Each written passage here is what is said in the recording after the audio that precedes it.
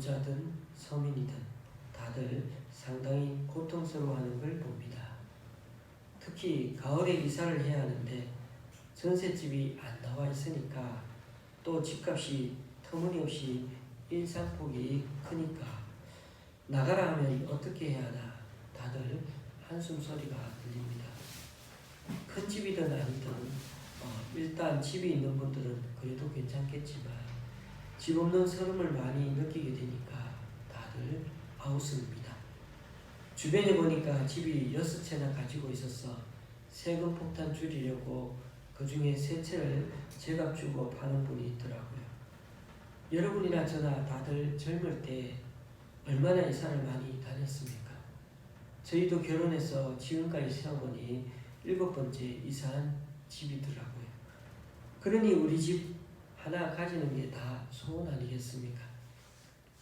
그래서 그런지 3채, 4채 집을 가지고 계시는 분들, 그리고 반듯한 건물을 가지고 계시는 분들 보면 부럽기는 하지만은 그래도 우리 집 한 채만 있어도 주님 앞에 감사한 마음을 갖고 살 수 있지 않는가 싶습니다.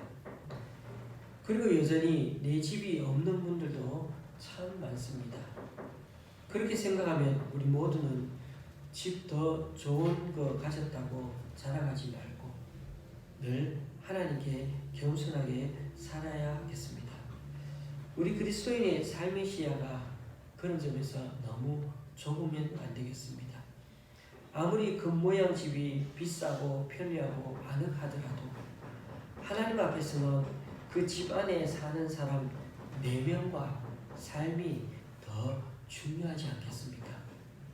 우리는 신학 위인전을 읽으며 많은 도전을 받습니다. 그런데 거기서 제일 먼저 그들이 이뤄놓은 일들과 업적을 보며 먼저 놀라워하기 쉽습니다. 그러나 세상을 뒤집어 놓은 그리스도인들의 삶에는 무엇보다 부드러움과 품격이 배어 있음을 볼 줄 알아야 합니다. 그런 점에서 오늘날 신앙인들이 주님 앞에 위대한 일을 하기 어려운 이유는 생각의 빈곤함과 자신의 성찰에 대한 게으름 때문이라는 것입니다. 세상에 대한 판단과 비판은 잘 하는데 정작 나 자신에 대해서는 관대할 뿐만 아니라 고귀한 생각의 씨앗을 키울 줄도 모르고 예수님의 생각을 자신의 삶에다 적용하고 드러낼 줄 모른다는 데 있다는 것입니다.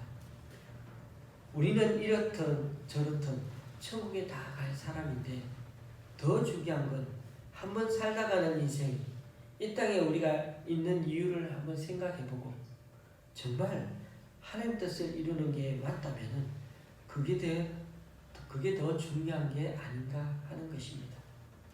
물론 먹고 살아야 하는 것은 맞지만 또 한 해 집값이 눈앞에서 몇 억이 왔다 갔다 하면 정말 마음이 흔들리는 건 사실이지만 그래도 좀 냉정해지면 조금만 차분히 생각해보면 그러므로는 우리 하나님을 눈꽃만큼도 감동시킬 수 없다는 겁니다.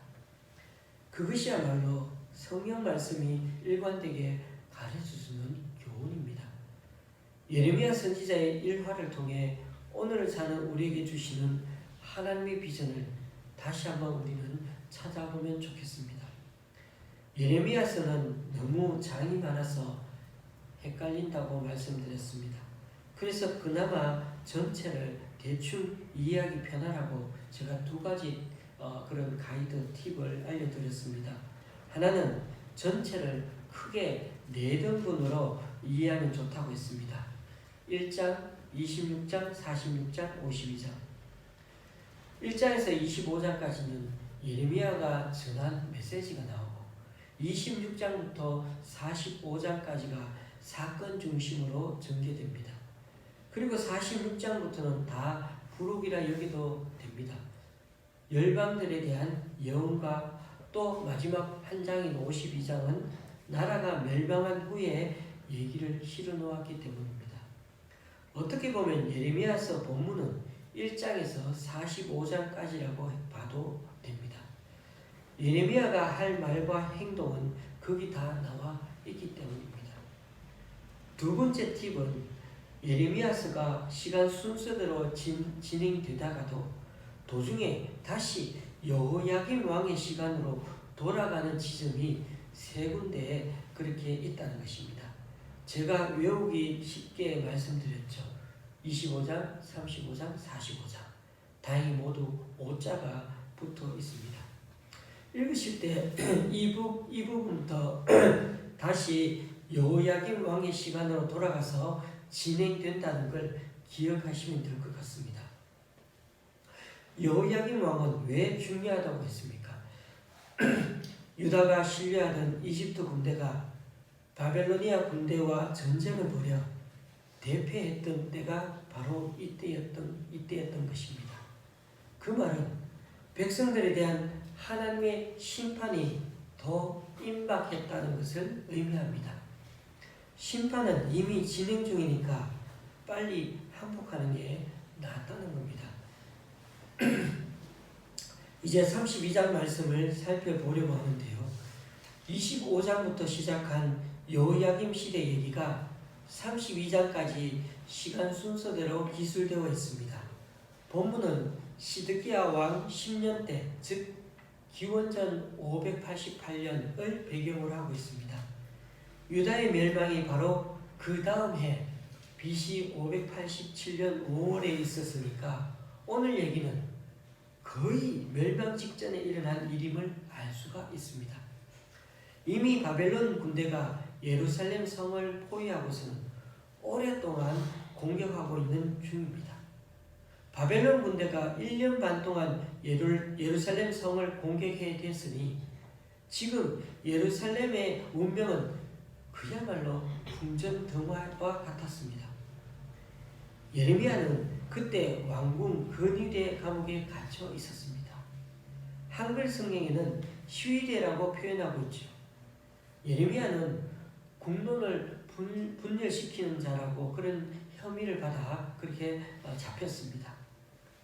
그는 뭔가 그래도 희망적인 이야기를 듣고 싶었던 그 사람들에게 현재의 실상을 너무나 직시할 줄 알아야 한다고 그렇게 강력하게 말했던 것입니다. 그는 예루살렘은 결국 함락되고 말 것이고 왕을 비롯해 많은 사람들이 갈대아인들에게 사로잡혀 바벨로니아로 그렇게 끌려갈 거라고 했습니다. 심지어 아무리 바벨론 갈대아인과 싸워봐도 결코 이길 수 없을 거라고 말합니다. 아무리 선지자 말이라도 이런 말은 그 누구도 듣고 싶지 않은 말이었습니다. 전쟁하고 있는데. 그래서 시드기야 왕은 예레미야를 감옥에 가둬서 그의 메시지가 사람들에게 퍼지지 않게 하려 했던 것입니다. 그런 면에서 보면 그가 왕 앞에서 당장 죽임을 당하지 않은 게 오히려 더 놀라울 정도입니다. 그의 말이 하나님의 대변인으로 한 말들이지만 당시 사람들 편에서 보면 민족의 반역자요 바벨론의 앞잡이로 여겨지는 그런 행동들이었습니다. 예레미야서 전체를 읽어보면 예레미야는 시드기야 왕 때 줄곧 감옥에 갇혀 있었습니다. 다음 장인 33장 1절에도 그가 아직 시위대 뜰에 갇혀 있을 때 예언을 하고 있습니다. 37장과 38장에도 그는 여전히 궁중 근위대 감옥에 있는 걸 보면 시드기야가 다스리던 그 11년 동안 거의 감옥에 갇혀 지내야 했던 것입니다.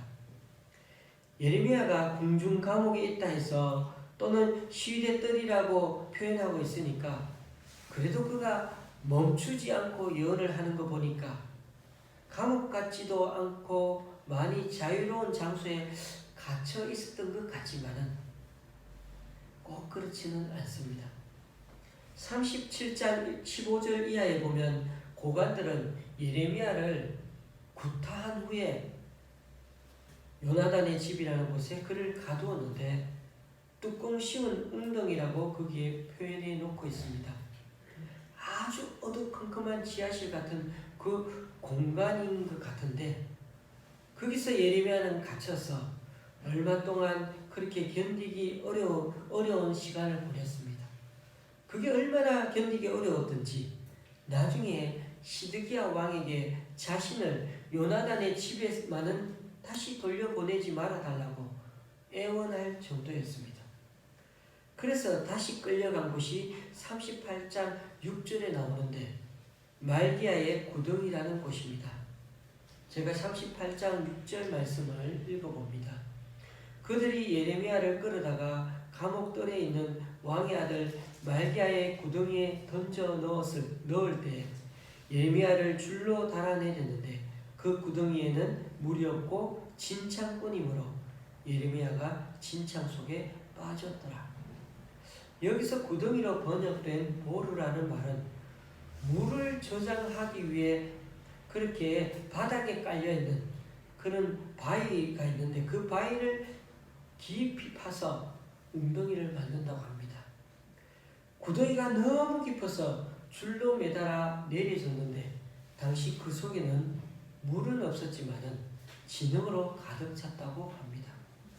예레미야가 그런 진창 속에 빠져서 목까지 잠겨 움쩍달싹도 못하고 있었으니 얼마나 괴로웠을까 싶습니다. 여러분, 서대문 형무소 역사관에 가보셨습니까? 거기에 가보면 벽관 고문이라는 것이 있습니다. 마치 관을 세로로 이렇게 세워놓은 것 같은 모양이라서 벽관이라고 하는데 거기에 사람을 넣어두면 갇힌 내내 움쩍달싹도 못하고 그냥 그 좁은 공간에서 앉지도 못하고 서지도 못한 상태로 계속 있어야 하는데 그게 그렇게 고통스럽답니다. 저도 아주 어릴 때 친구들과 숨바꼭질하고 놀다가 벽과 벽 사이에 그냥 겨우 끼어서 나오지를 못하고 잠시 몇 분간 울면서 갇혀 있었던 적이 있었는데 정말 공포스러웠습니다. 저는 어릴 때 교통사고로 죽을 뻔한 적도 있었는데 차에 실려서 그런 기억은 전혀 기억도 안 나는데 그렇게 잠시 몇 분간에 갇혀 있었던 기억은 지금도 제게 잊혀지지 않을 정도로 무시무시하게 남아 있습니다. 근데 예레미야는 그렇게 진흙덩이에 몸을 좌우로 제대로 가누지 못할 정도로 몸만 내놓고 있었다니 얼마나 불편하고 두려웠겠습니까? 이처럼 당시 나라도 곧 함락되기 직전으로 위태위태했지만 예레미야 또한 자신이 전해야만 했던 그 하나님의 말씀 때문에 그의 삶이 이렇게 결국은 결정되었고 그의 인생은 온통 고통과 수모의 연속으로 살아야 했던 것입니다. 우리가 생각하기는 그렇게 안전하면 되는 건데 굳이 하나님께 받은 말씀을 끝까지 전하다 보니 자신조차 감당해내기 어려운 그런 고문을 당하며 살아야 했던 나날들이었던 것입니다. 그런데 어느 날 감옥에 갇혀있던 예레미야에게 숙부의 아들인 하나멜이 찾아옵니다. 그는 예레미야에게 아나도스에 있는 자기 땅을 사라고 말합니다. 예레미야에게 기업을 물을 권리가 있었다는 것은 그가 하나멜의 아주 가까운 친척이라는 것을 의미합니다.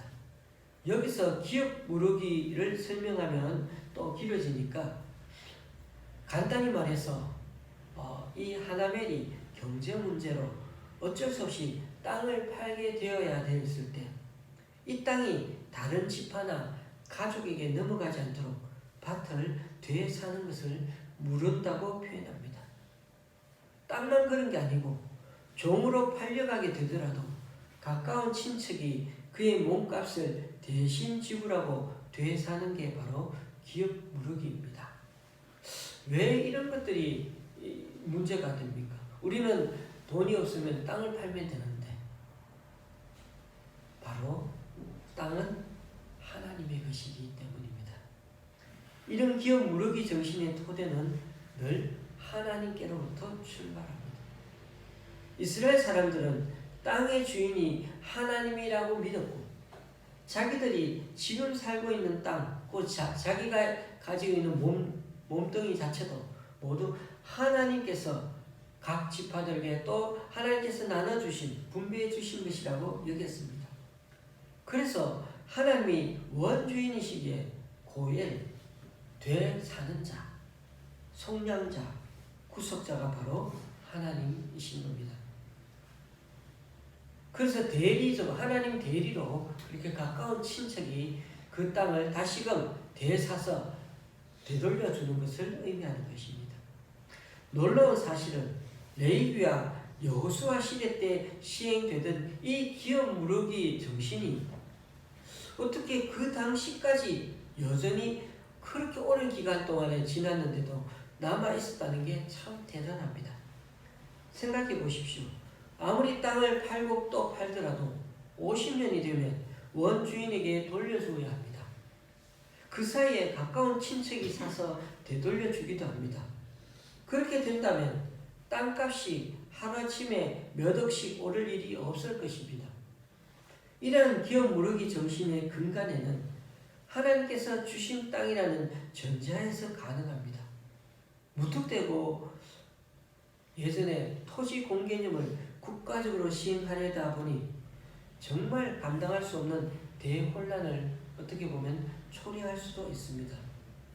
어쨌든 예레미야는 비록 그가 감옥에 갇혀있는 부자유스러운 상태이지만 이 일을 절차대로 진행하기로 마음먹었습니다. 예레미야는 증인들의 서명을 받은 그 매매 증서 두 부를 작성해서 하나는 봉인하고 다른 하나는 봉인하지 않은 채 석인 바룩에게 넘겨주었습니다. 봉인한 것은 임의 변경을 막기 위한 조치이고 봉인하지 않은 것은 누군가 확인을 요구할 때 보여주기 위한 것입니다. 바룩은 그 매매 증서를 토기에 담아 보관했습니다. 여러분, 하나님의 명을 받들어 땅 매매 계약을 완료하기는 합니다만 그런데 생각해보면 좀 얄궂습니다. 지금 나라가 다 망해서 어떻게 될지 모를 상황에 땅을 사는 게 대체 무슨 의미가 있겠습니까? 요즘식으로 생각해보면 말도 안 됩니다. 조금이라도 북한과 휴전선과 가까운 곳이 땅값이 손해보게 되어 있죠. 전쟁 나면 조금이라도 위험이 클까봐. 그런데 예루살렘 함락이 바로 코앞에 와 있습니다. 그런 점에서 예레미야가 밭을 사는 이런 행동이 아무런 의미가 없다는 것 같습니다. 없다는 것입니다. 우리가 보기에는. 그런 점에서 이 토지 무르기 사건은 예표의 역할을 합니다. 비록 지금은 바벨론의 포위당해 언제 나라가 망할지 모르는 일이지만 언젠가 다시 하나님 때가 이를 것이고 그때 다시 이 땅에 사람이 거하게 될 거고 그래서 땅을 사고 파게 될 것이라는 겁니다. 결국 아주 작은 밭 하나를 사고 파는 일이지만은 하나님의 회복이라는 그 이상이 토지 무르기라는 제도를 통해 언젠가는 다시 구체화될 것임을 보여주셨다는 것입니다. 지난번에도 말씀드렸지만 예언자가 선포하는 이상이 단지 영적이기만 하지 않고 현실적이고 구체적인 것처럼 성경 말씀에서 교회 강단에서 외치는 말들이 때로 추상적인 말들인 것처럼 보여도 하나님은 그 말씀을 우리가 사는 이 현실 속에서 구체화시켜 나가신다는 것입니다. 그래서 우리는 지금도 수천이 된 이 성경의 말씀을 믿고 살아가고 있는 것 아니겠습니까? 참 아이러니한 점은 아나도스의 밭을 사는 토지 무르기가 꼭 이때인가 하는 것입니다. 함락이 임박해서 움쩍달싹도 못할 정도로 예루살렘이 적에 의해 포위된 지가 오래된 이 시점에 이루어지고 있다는 게 참 아이러니합니다. 사람들은 다들 눈앞에 다가온 그 멸망에 온통 정신이 팔려있는데 도망가지도 못하고 다 죽게 생겼는데 오히려 예레미야는 하나님이 회복하실 앞날을 미리 경험하고 실행하고 있습니다. 더더욱 웃긴 점은 시위대 뜰에 갇힌 신세인데 오히려 자신을 가둔 사람들을 다 증인으로 앞에 세워놓고는 하나멜의 땅을 사고 있는 것입니다. 예레미야는 침몰하는 배에 타고 있을 뿐 아니라 뱀이 찬 감옥에 갇혀 온갖 수모와 고초를 겪으면서도 다시 배가 되살아날 거라고 예언을 하고 있는 형국입니다. 평상시에는 나라가 망한다고 그렇게 외쳐대더니만 망하기 직전인 지금에서는 오히려 회복의 메시지를 전하고 있다는 그의 모습이 영락없이 청개구리 같습니다. 그러나 그렇지가 않습니다. 모두가 정상이고 단지 한 명이 비정상적인 게 아닙니다.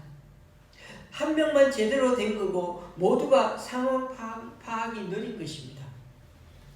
지금의 우리 그리스도인들도 마찬가지라 생각해 봅니다. 오늘날 우리 그리스도인들은 남들과 다를 바 없이 맨날 매스컴이 말하는 대로 쏟아놓는 대로 따라가기 바쁩니다. 정치가 어떻니 경제를 이렇게 말아먹니 하면서 전부 남 탓하기 바쁩니다. 이럴 때만 우리가 선지자 예언자가 되어서는 되는 것 같이 그렇게 비판하고 큰 목소리로 내지르고만 있어서는 안 됩니다. 예레미야는 계속 비판만 하지 않고 또다시 제일 먼저 대안을 제시합니다. 그 누구보다 그 시대의 앞길을 내다봅니다. 그런 점에서 우리 그리스도인은 하나님의 대책으로 부름받은 자의 삶입니다. 말만 하는 자가 아니라 항상 이 시대에 대안을 제시하며 사는 자가 되어야 할 것입니다. 하나님은 적에게 예루살렘을 넘기지만은 처절하게 성과 성전이 파괴되도록 놔두지만은 그러나 그것이 끝이 아닙니다. 예레미야에게 강력한 심판을 외치게도 했지만 또한 반드시 회복을 준비하고 계셨습니다. 부동산 투자 시점도 모르면서 설치되는 예레미야가 참으로 어리석고 미련한 사람으로 보일 수 있습니다. 그토록 어리석어 보이는 그에게서 하나님의 구원의 섭리를 우리는 바라보게 됩니다. 예레미야가 이렇게 기도합니다. 32장 17절 슬프도소이다. 주 여호와여 주께서 큰 능력과 표심팔로 천지를 지으셨사오니 주에게는 할 수 없는 일이 없으시니이다. 그러자 하나님이 예레미야에게 화답하십니다. 27절 말씀 나는 여호와여 모든 육체의 하나님이라 내게 할 수 없는 일이 있겠느냐. 예레미야는 참으로 세상과는 전혀 다르게 거꾸로 가는 하나님의 사람이었지만 비록 그는 갇혀있지만 아무도 그를 가둘 수는 없습니다. 왜냐하면 할 수 없는 일이 없으신 하나님이 계시기 때문입니다. 부동산으로 한몫 잡는 사람들이 가득하면 사람들은 빚을 내어서라도 집을 삽니다. 그러나 망해가는 나라에서 땅을 사는 사람은 없습니다. 그런데 망해가는 유다에서 한치 앞조차 내다볼 수 없는 예루살렘에서 하나님이 예레미야에게 명하신 행동이 바로 땅을 사는 것이었습니다. 그것도 감옥에 있는 중에 유다 모든 사람들을 증인으로 세우고 말입니다. 그렇습니다. 우리 그리스도인은 시류에 휩쓸려 마냥 가벼이 떠내려가는 존재들이 아닌 것입니다. 우리가 돈 버는 법은 배웠지만 어떻게 살 것인가를 잊었다라고 말한 어느 작가의 말이 저희 뇌리에 깊이 남습니다. 또한 오래오래 피는 것이 꽃이 아니라 봄을 먼저 아는 것이 꽃이라는 어느 시인의 그 식구도 지금 살아가는 우리들 모습을 다시 한번 되돌아보게 해주는 그런 식구가 아닌가 생각합니다. 지금 우리는 코로나 사태에 직면해 있습니다. 이것이 하나님의 징계요 어루만지심이라는 걸 우리는 알고 있습니다. 한편으로는 세상의 문명은 첨단 과학으로 발전하고 인간의 수명도 예전보다 눈에 띄게 많이 길어졌습니다. 많은 분들이 90세 넘어서 돌아가십니다. 그러나 한편으로는 지구 환경 또한 눈에 띌 정도로 너무 악화되어 가고 있습니다. 바다가 순식간에 미세 플라스틱으로 오염되어 버렸고 극지방의 빙하가 급속도로 녹아서 이제 바다에 잠기게 되는 섬들도 많아지게 될 것입니다. 보이지 않게 쌓이는 먼지처럼 재앙은 오랜 기간 준비되는 법입니다. 절박할 때는 하나님께 부르짖지만 문제가 사라지면 이내 자기 욕심에 집중하는 게 인간의 버릇입니다. 욕심의 눈이 가려지면 하나님도 이웃도 눈에 들어오지 않습니다. 욕망을 적절히 통제하는 훈련을 하지 않느냐? 우리는 타인의 아픔은 내팽개치고 이기심에 미혹될 수밖에 없는 존재들인 것입니다. 교회라고 다를 바 없습니다. 예레미야는 하나님을 등지고 살아온 삶의 결과가 바로 재앙으로 나타났다고 말합니다. 예루살렘 사람들은 전쟁과 기근과 연병에 시달렸습니다. 우상 숭배에 빠진 이스라엘, 하나님 뜻을 저버린 예루살렘에 하나님의 진노가 내렸던 것입니다. 우리 하나님은 놀랍게도 적의 손을 빌려 바벨로니아 군대로 하여금 예루살렘을 불사르도록 하겠다고 말씀하십니다. 예루살렘의 멸망은 기정사실이고 돌이킬 수 없습니다. 성은 점령될 것이고 집들은 불타게 될 것입니다. 그러니 절망의 어둠이 짙습니다. 이제 희망의 빛은 어디에서도 비춰오지 않는 것 같습니다. 오늘날 이 시대가 정말 위기인가를 되돌아볼 필요가 있습니다. 오늘날 세상이 교회를 걱정하고 있는 게 큰 문제가 아니라 교회와 성도가 자신의 삶을 성찰하고 복귀하지 않는 것이 더 큰 문제입니다. 교회도 세상처럼 기업화되고 성장주의에 취해 무언가 풍성하게 사역을 해가는 걸 목표로 삼는 집단이 어느새 되었습니다. 오늘 예레미야를 통해 듣는 하나님의 메시지는 그리스도인들은 세상의 흐름과 풍조에 상관하지 않고 현실의 조건과 상황에 좌우되지 않고 하나님의 약속을 믿고 살아가라는 것입니다. 하나님의 징계의 목소리와 또 새날을 주실 거라는 그 회복의 메시지를 들을 줄 아는 우리가 되어야 한다는 것입니다. 그런 점에서 하나님의 나를 바라보며 산다는 것은 때로는 우리들이 살아가는 이 오늘의 현실을 정상적으로 여기지 않는다는 것을 의미합니다. 다른 꿈을 꾸는 것이 일절 불가능해 보이는 이 현실 속에서 하나님이 주신 미래를 붙잡고 살아가는 자, 그가 바로 그리스도인인 것입니다. 하나님께서 아나도스에 있는 땅을 사라 하셨던 것은 시련의 세월을 보내고 난 이후에 빚어질 희망의 선취인 셈입니다. 축구 경기에서 상대방보다 먼저 점수를 넣으면 우리는 선취점이라고 하죠.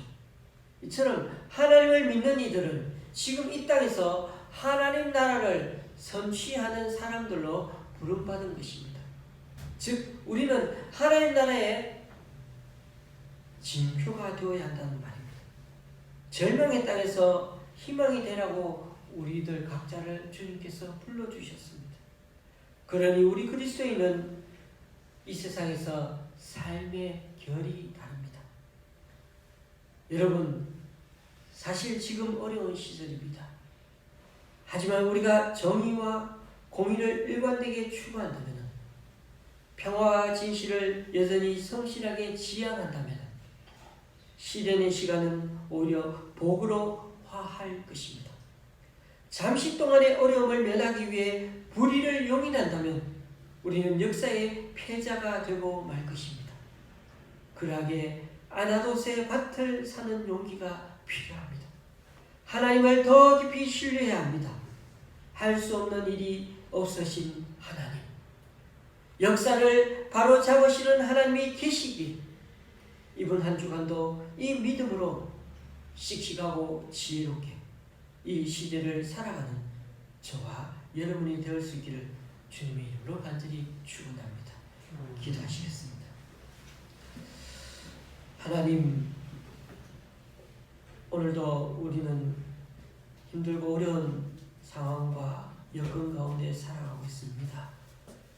그러하기에 우리 그리스도인의 삶의 시야가 다시 한번 주님 앞에서 조금은 안 되겠다는 생각을 말씀 가운데 깨닫습니다. 아무리 겉모양과 또 우리의 모습들이 화려하고 편리하고 또 이렇게 멋지다 할지라도 하나님 앞에서는 우리의 겉모습이 아니라 내면과 삶을 더 중요하게 보고 있음을 다시 한번 깨닫게 됩니다. 주님께서 다시 한번 우리의 생각을 주님께 고정하고 우리의 생각의 빈곤함을 넓히게 하시고 우리 각자 자신에 대한 성찰이 다시금 있게 하여 주셔서 우리가 주님 앞에 생각의 고결함을 다시 한번 회복하게 하여 주시고 좀 더 차분하게 좀 더 냉정해져서 주님 앞에 우리의 삶을 온전히 주님의 중심에 내놓고 살아가는 우리들 되게 하여 주시옵소서. 우리가 이 땅에서 주님을 눈꽃만큼이라도 감동시킬 수 없다는 사실, 우리 힘으로는 그렇게 할 수 없다는 사실을 다시 한번 깨닫고 온전히 주님의 힘으로, 주님의 눈으로, 주님이 주시는 그 놀라운 사랑과 은혜로 이 땅에서 우리의 삶을 살아내는 우리들 되게 하여 주시옵소서. 이 시대 우리 그리스도인들이 세상의 흐름과 풍조에 상관하지 않고 현실의 조건과 상황에 정말 좌우되지 아니하고 오직 하나님의 약속을 믿고 믿음으로 씩씩하게 살아내는 이번 한 주간이 다 될 수 있도록 인도하여 주시옵소서. 예수님의 이름으로 기도드리옵나이다. 아멘. 찬송 500